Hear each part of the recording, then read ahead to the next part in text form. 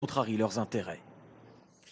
À l'étranger encore, la fin du miracle économique au Venezuela. C'est un peu l'envers du décor du pétrole peu cher. Après des années de prospérité, le pays aux 30 millions d'habitants pourrait se retrouver en défaut de paiement avant la fin de l'année. L'inflation devrait bondir de 700%. Les rayons de supermarchés sont vides. Les files d'attente s'allongent. Envoyés spéciaux, Jacques Cardoz, Laurent Desbois. Le quotidien des Vénézuéliens, le voici. De très longues files d'attente, interminables. Les pénuries sont telles que la population passe ses journées à tenter de trouver de la nourriture. Nous sommes ici devant un supermarché qui a pendant quelques heures vendu du poulet ce matin. À notre arrivée, ces femmes sont impatientes de pouvoir nous raconter leur douleur. Ça serait bien que notre président vienne voir ça. Nous sommes venus pour acheter du poulet et ils ne veulent même plus ouvrir les portes. Ils en ont donné 60 et il en reste, mais ils ne veulent plus rien donner. Un des employés dit qu'il n'y a plus rien. Comment ose-t-il dire ça? Ce n'est pas juste, parce que nous sommes le peuple, ils nous laissent mourir de faim. C'est comme ça avec Maduro. Un gouvernement d'autant plus critiqué qu'il a bâti sa politique sur l'aide aux plus démunis. Or, nous sommes ici devant un supermarché public, subventionné et contrôlé par le gouvernement.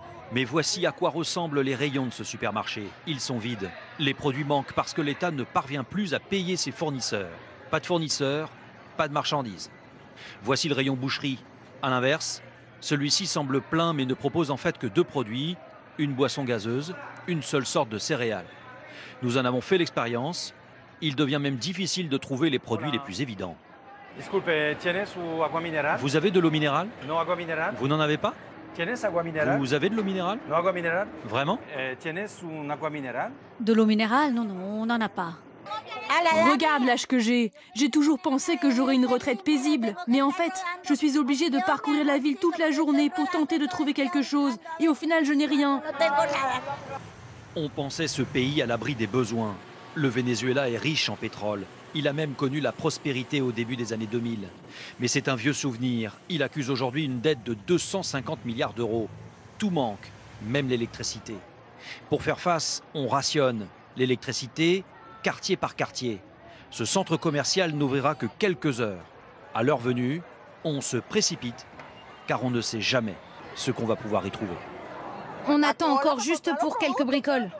Aujourd'hui, par exemple, ce manège pour enfants restera fermé. Un décret impose même la réduction de l'activité et des heures de travail. Les services tournent au ralenti, comme dans cette banque. C'est notre vie quotidienne. Et ça ne plaît à personne ici. Non, à personne. A l'inverse, les magasins d'habillement sont normalement achalandés, mais désespérément vides de clients, très loin de figurer au rang de priorité. Moi, je trouve ça humiliant. C'est le mot humiliant. C'est indigne d'attendre 8 heures pour acheter 2 paquets de farine. Ce n'est pas juste.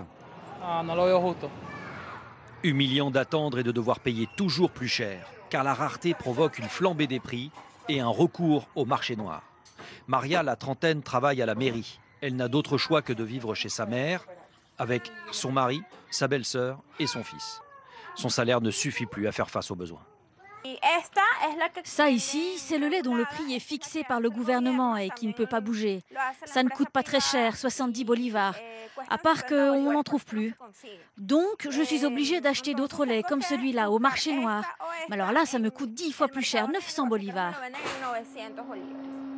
La rente pétrolière n'assure plus l'alimentation du pays. D'abord parce que le baril de brut est passé de 100 à 30 dollars en 17 ans, mais aussi parce qu'aucune réserve ou provision n'a été faite. Les milliards perçus ont été dilapidés. Ce gouvernement se comporte comme un rentier du pétrole.